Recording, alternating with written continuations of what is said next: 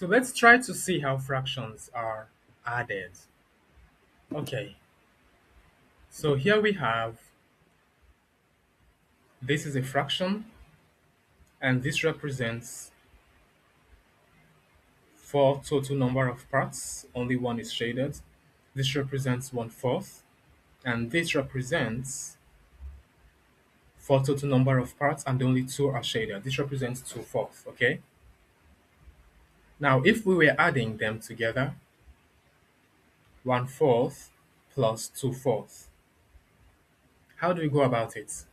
Let's first look at a visual demonstration of what really happens when we do this. Since these are the same number of parts, as you can see, these are the same number of parts. Since these are the same number of parts, adding it is possible, and all we need to do to add fractions when they are the same number of parts is that we simply bring this portion over here. We bring everything to one place, okay? We bring everything to one place. We have one part here, we have two parts here. Now these two parts here, we are going to bring them here.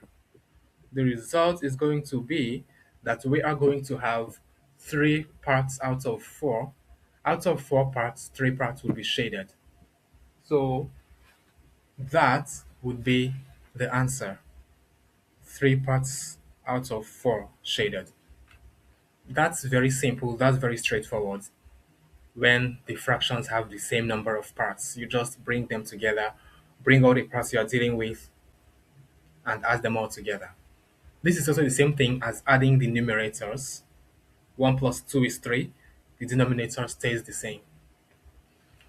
Now, what happens when the fractions represent different quantities entirely? For example, this is 4 parts and only one is shaded. Now, this is 5 parts and only two are shaded. So the denominators are very different. They are not the same number of parts, they are different number of parts. Now remember, adding and subtracting fractions is only possible when they are the same number of parts. Now, these are different number of parts. How do we add them? We add them by making the number of parts the same. We make the number of parts the same when we multiply the denominators by numbers that make them to be the same number of parts. For example, we can multiply this 4 by 5 to make it 20, right? We can multiply this 5 by 4 to make it 20. Not just this, we can multiply 4 by anything. We can multiply 4 by 10 to make it 40, and we can multiply 5 by 8 to make it 40. We'll still get the same value, right? But let's work with 5 and 4. When we multiply 4 by 5 to make it 20, what are we going to have? We're basically going to have this, right? We're basically going to have this.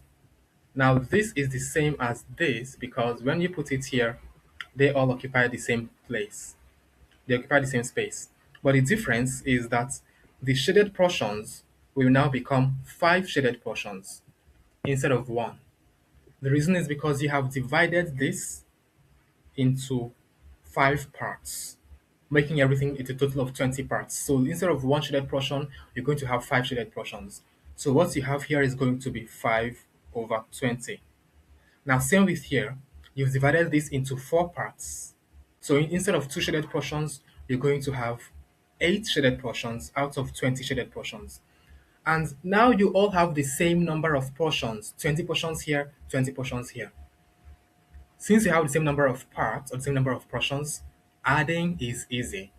All you have to do is to add. Now you have the same number of parts. You do the same thing you did here. You simply bring all these parts here.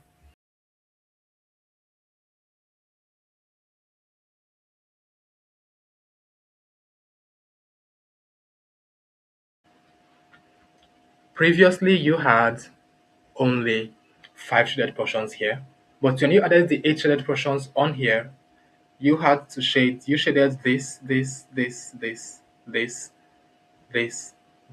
and this. So what you have in total is 1, 2, 3, 4, 5, 6, 7, 8, 9, 10, 11, 12, 13. So what you have in total now is 13 shaded portions out of 20 shaded portions.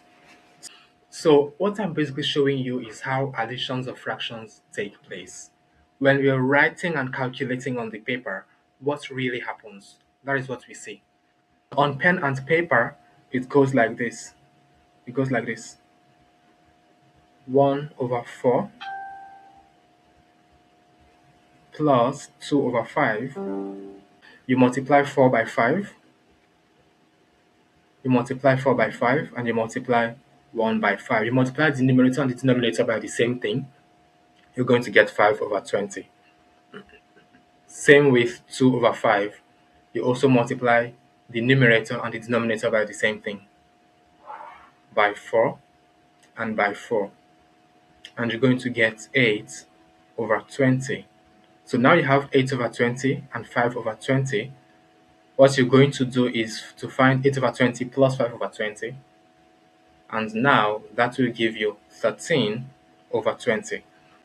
To help you visualize it, I have created this imagery for you to see what happens when you add fractions.